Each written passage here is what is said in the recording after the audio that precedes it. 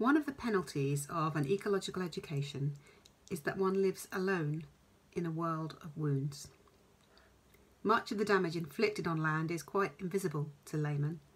An ecologist must either harden his shell and make believe the consequences of science are none of his business, or he must be the doctor who sees the marks of death in a community that believes itself well and does not want to be told otherwise. Those are the words of Aldo Leopold, writing in the first half of the 20th century in what was to be a posthumously published collection of essays, a Sand County Almanac. Leopold was an environmentalist, an ecologist, and a forester. He made his living extracting a biological commodity from the land. He understood the economics of agriculture as well as the practicalities, and he wrote those essays with his formidable intellect, but also with his experience and his heart. His main concern was an ethical one, about how humans should exercise our responsibility to the land and everything on it. Like all animals, we are consumers. That is our biologically defining characteristic. But unlike other species, we have a choice in how we consume, and the cumulative choices that we have made as a species so far have brought us to a frightening place. The hurt that we have wrought is so severe and so systemic that once you're aware of it, you see it everywhere. You can't help but see it everywhere. Soil loss, desertification, chemical and microplastic pollution, mass extinction, climate breakdown, epidemic and pandemic diseases, zoonotic diseases, human-wildlife conflict, human-human conflict, and the social crises of poverty and inequality. They're all connected. They're all part of the same malaise. It truly is a world of wounds. It's overwhelming. And I get it. I understand that it's easier to ignore. Sometimes you just have to get on with your day, get on with your life. It's easier to focus on the few decades that we have. Our lives are short. It's easier to focus on making that time as comfortable and as pleasurable as it can be. It's easier to ignore the inevitable logic of that links exponential growth with finite resources. It's easier for us to behave as if the future doesn't exist, and that, to a large extent, is what our ancestors have done. But there are so many of us now. Crunch time is looming. We can't continue to live our lives in the cosy here and now, safe in any kind of knowledge that the worst of what is going to happen will be somewhere else or to someone else.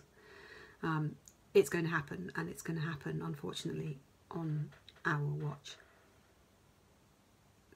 There is every chance that we will watch this whole web fall apart just as we are beginning to grasp not only its beauty, which has always been known but perhaps taken for granted, but also its miraculous, breathtaking, or rather breath-giving complexity.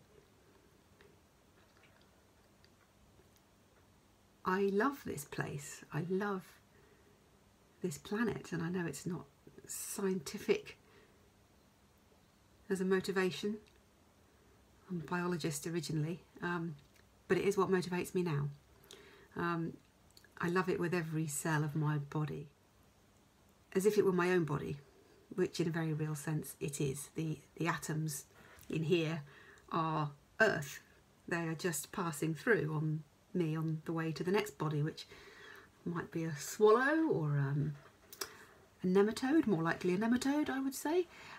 But the point is, this is our cradle, and it will be our grave. and in between it furnishes us and feeds us physically and emotionally. So how can we not wholeheartedly love it back? And despite everything, I love humans too. There's never been a life form that can do what we do.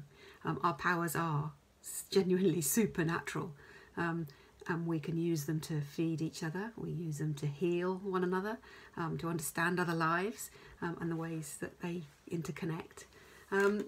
We can use our powers in so many ways to fix this, but we have to do it now. I know you know this, you all know this, and you're all doing your bit, but there has to be more, and as I see it, that more is in the collective. It's in working together. We need everyone. We need discussion and debate, but we have to resist getting so bogged down in those debates that they become the objective. Melissa Harrison was talking for a podcast for the Norfolk Wildlife Trust the other night, and she was brilliant. She said that if we're only focused on apportioning blame and scoring points in winning arguments, we're never going to solve the problem. And of course, social media, for all its wonders, is just the perfect arena for that kind of point scoring contest. It's gladiatorial, bish bosh bash kind of argument with crowds baying for blood on both sides, and that becomes the objective rather than the finding of genuine solutions. So I really want something else here. I want this slow conversation to be somewhere we can forget scoring points, we can forget being right, where we can allow ourselves to be enlightened and, I hope, inspired by each other. We need each other, so thank you for coming, thank you for being part of it, thank you for being willing. We are a somewhat unusual group.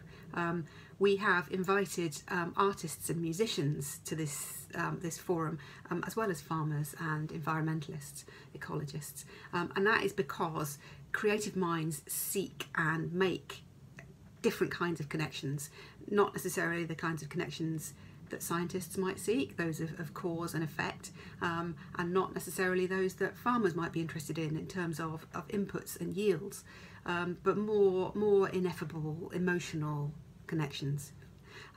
So those wonderful people, you are here to remind us about love, and to help us express it. Farming and environmentalism are truly endeavours of head and heart, both with blood, sweat and tears that go into them. And I hope we'll find some laughs and some loves along the way, some hands to hold, some friends to support, some easy wins, and some big ideas, inspiration and hope. So that's my introduction. My first question to the farmers in the group is, what is holding you back? I know you're all making progress in terms of nature-friendly farming, but what are, for you, the no-brainer changes that would allow you to do more, that would help other farmers to get on board, to make progress? Perhaps those who so far have not been able to find the will or the way to do that. What do you need to happen in, say, the next year, and how can the rest of us help you get it? I really look forward to hearing what you have to say about that. Over to you.